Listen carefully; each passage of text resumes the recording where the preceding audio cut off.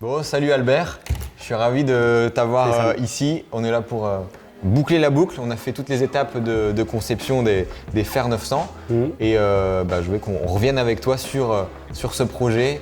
Est-ce que tu peux déjà nous expliquer toi ton rôle? Qu'est-ce que le chef de produit fait sur un projet comme ça?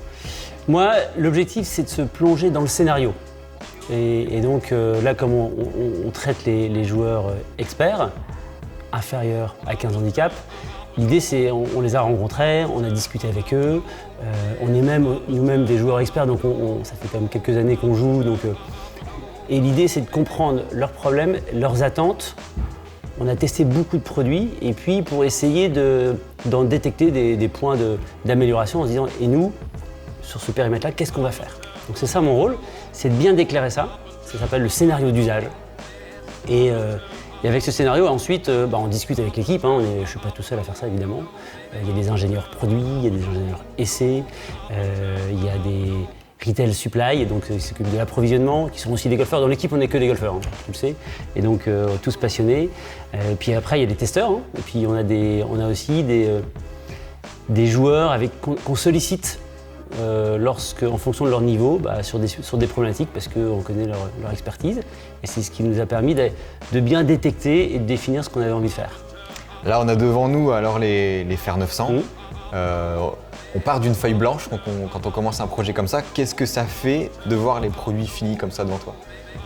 Il y a toujours de la satisfaction de voir les produits, surtout quand c'est fini. Alors, un développement de produit, c'est long. Entre le moment où on décide de le faire et globalement, le moment où ça arrive en magasin, il se passe facilement 24 mois. Pourquoi c'est long? Parce qu'il y a toute cette étape d'abord de scénario, ce que je viens d'expliquer. Et puis ensuite, il y a la phase après les premiers modelages. Donc on fait beaucoup de modelage. Ici, on a un modeleur dans l'équipe. Donc design, modelage, là c'est le ping-pong entre ces deux équipes. Avec le triptyque de l'ingénieur, avec Kevin qui est aux États-Unis, et Pauline qui est ici, et puis Bini qui est en Chine, pour commencer à faire ses premiers essais. Donc 3D modelage, on fait imprimer, on commence à regarder les lignes. Là, on s'attache vachement au design. D'accord? La partie technique, on a déjà défini ce qu'on voulait. Ça se passe, on le sait, mais pour l'instant, c'est plutôt des lignes design en fonction de ce qu'on voulait. Et donc, du coup, quand on voit les produits arriver, c'est que du bonheur. Et ce serait quoi, justement, toi, ta plus grande fierté si tu remontes en arrière, ces 24 mois, c'est quoi ta plus grande fierté sur ce projet? Je pense qu'on a, ce qui est sur ce projet-là, la fierté, c'est quand on a en fait, dans le déroulement, on reçoit des premiers produits qui nous permettent de faire des premiers tests, là, donc après la partie modelage, on reçoit vraiment les produits finis, et là, on fait les premiers tests. Donc là, il y a déjà tout de suite le sentiment premier qui est de dire, ça sent bon, ou il y a des trucs qui vont pas. Là, en l'occurrence, on a tout de suite senti qu'il y avait des trucs, on était plutôt très satisfaits. Et donc la grande satisfaction, c'est quand tu reçois la série. Et puis, évidemment, on a la chance, c'est qu'on peut les jouer tout de suite, nous. Mais moi, ce qui m'intéresse, c'est pas tant mon regard. On a quand même des regards assez exigeants, parce que moi, sortir un produit qui est moyen, je ne fais pas. Mais par contre, c'est après contacter les joueurs, et en l'occurrence, je me souviens de cette petite anecdote là. On a appelé Adrien De Villers, Félix Maury, Baptiste Maury, c'est des mecs qui jouent tous hyper bien, tu le connais, pro, 2 pros presque, d'ailleurs, au pro, oui. Ou en tout cas les négatifs. Tous ils jouent entre moins 4, globalement une partie. Mais moi je suis parti jouer avec eux. Et pour les faire tester. Et puis là, du coup, pour eux, c'est la découverte. Donc ils ont été au démarrage du projet, on les a sollicités au premier club quand même. Puis après, on les voit plus beaucoup, puis hop, on leur montre le produit fini, la série complète. Et donc, ils la jouent. Donc, on a fait 10 trous avec eux. Et puis après, ils débriefent tout ce qu'on fait dans un développement projet. Et la grosse satisfaction quand leur feedback est hyper positif tout de suite. Et que ça colle avec ce que toi, tu avais imaginé initialement. Donc ça, c'est hyper plaisant. Et à l'inverse, c'est pas un long fleuve tranquille non plus, il y a plein d'aléas. Est-ce que tu as en tête un truc, un moment qui a été plus difficile sur ce projet-là? La difficulté, en fait, on avait un petit challenge, c'est que comme on a décidé de faire 3 constructions de club de golf, le challenge c'était la jonction entre les différentes constructions, donc de la lame au hollow body, et après l'utility qui est un hollow mais un peu plus large. Donc c'est des questions de quoi? C'est de toucher de balle, de sonorité, de distance aussi, de dispersion, parce que le contrôle, qui est l'AP, l'avantage produit qu'on veut revendiquer, c'est la capacité des clubs, tu sais, à avoir le bon écart type après chaque frappe, et la régularité. Et donc du coup, ça m'a fait un peu flipper parce que on s'est engagé dans un truc qu'on ne connaissait pas complètement, qui est de dire est-ce qu'il ne va pas y avoir un écart entre les deux trop important qui va faire que la série elle sera incohérente. Et donc challenge. D'ailleurs, on a fait quelques modifs sur les premiers protos. On a géré un peu les lofts. On a remis un peu de hot melt à l'intérieur pour gérer la sonorité. On a fait quelques modifications après les premiers tests. Mais c'était des trucs assez faibles à faire, donc on savait qu'il n'y avait pas de problème. Elle était bien née, c'est ce qu'on s'est dit tout de suite. Elle est plutôt bien née. Alors tu parlais du combo. Ça, c'est vraiment le concept central de cette série. Ça vient d'où cette idée du combo ? Le combo, en fait, en essayant tout, quand on s'est dit, allez, on démarre le projet des clubs experts, on s'est fait une première demi-journée de test produit. On a tapé des balles, on a été voir plusieurs magasins de golf et on a fait comme du fitting.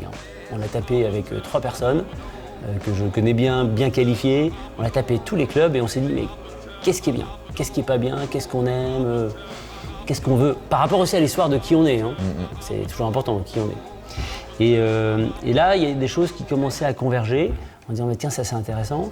Et on s'est dit c'est hyper sympa les petits clubs parce que le toucher de balle est hyper agréable. Puis on sait les jouer en tant que joueur expert, c'est des trucs assez faciles, plus faciles à jouer.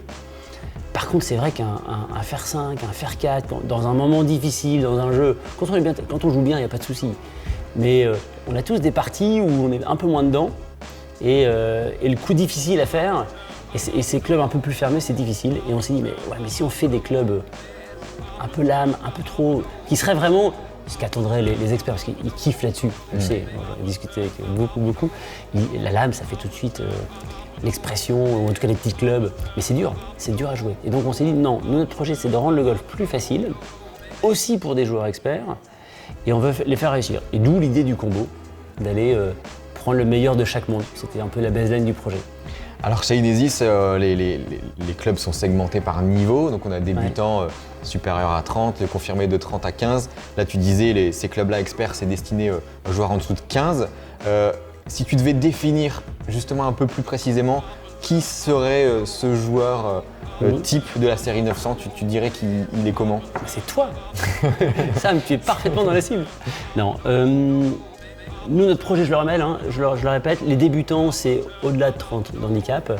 Les joueurs confirmés, c'est entre 30 et 15. Ouais. Et puis, les experts, c'est en dessous de 15. En dessous de 15, forcément, ça peut être du mec qui est moins 2 et 14 handicaps. Donc, c'est assez large. Et puis, les besoins sont différents parce que quelqu'un qui joue 0 ou qui joue 12 handicaps ou 13, c'est pas le même niveau de jeu. D'accord ? Donc, l'idée, c'était que, comme on est plutôt dans la création d'une génération de golfeurs Inesis, d'accord ? Donc je progresse du débutant au confirmé et puis après je reprogresse parce que j'ai une bonne expérience avec mes clubs, je passe à l'expert dans l'idée, c'est un peu notre philosophie.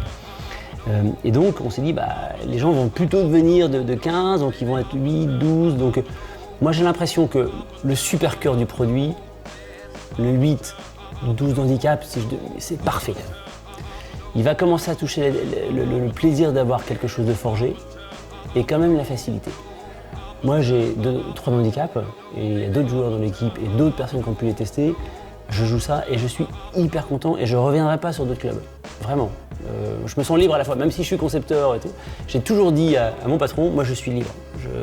Évidemment, ça aurait été dommage que le concepteur qui est dans la cible ne joue pas. Ça aurait été un peu compliqué quand même. Mais vraiment, c'est hyper facile à jouer. Donc ça va toucher des joueurs. Des négatifs, peut-être pas, j'en sais rien en fait. Mais je pense que oui. Ça dépend qui. Par contre, celui qui aime taper très fort, avoir des clubs et qui tape toujours en plein milieu, peut-être que des fers forgés, c'est canon. Mais c'est pas la réalité de ce que je vois moi au golf en rencontrant beaucoup de golfeurs.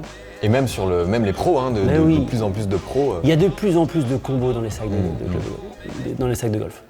De plus en plus. Donc moi j'ai une conviction que c'est une façon de rendre le golf plus facile, même pour des joueurs hyper performants qui jouent, parce que quand on est en dessous de 15, on aime la compétition quand même, et on a envie de gagner.